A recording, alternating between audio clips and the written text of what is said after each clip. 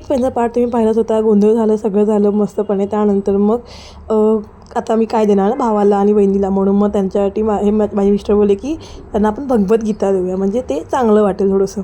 म्हणून मग भगवद्गीता दिली त्या दोघांनासुद्धा. सो हा व्हिडिओ माहीत नाही का असा आला, म्हणजे इतकं मोबाईल पुसून वगैरे केला, बट मे बी ते प्रकाश असा होता त्यामुळे अशी व्हिडिओ आली होती.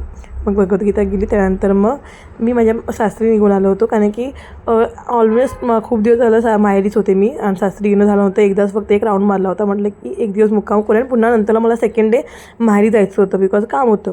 सो त्यानंतर एक दिवस आले, एक दिवस मुक्काम केला सासरी. आणि ते केशवचं मस्तपणे गुडियासोबत रमणं झालं, बिकॉज गुडियाला म्हणजे की केशव आलं की ती पुन्हा लगेच हे होते. आणि पुन्हा लगेच सेकंड डे मी माहेरी निघायला रेडी झाले, कारण की संध्याकाळी काम होतं म्हणून जायचं होतं मला. सो मी निघालो. भाऊ आला होता. त्यानंतर तिच्याही माहेरचे काही जण आले होते. ही दोघी तुम्हाला माहितीच आहेत, मी लास्ट व्हिडिओमध्ये टाकलं होतं. ही स्वरा प्रतीक्षाची मुलगी, म्हणजे तिच्या बहिणीची मुलगी. सो त्यानंतर एक रात्र मुक्काम केला आईजवळ, आणि त्यानंतर सेकंड डे आम्ही सकाळी निघालो. सो मस्तपणे सगळ्यांना मी बाय करत निघाले, कारण की सेकंड डे मला मुंबईला जायचं होतं. म्हणून म्हटलं की अजून एक दिवस सासरी राहाव्यात आणि मग निघालो. मग सर्वांना बाय करून आम्ही निघालो.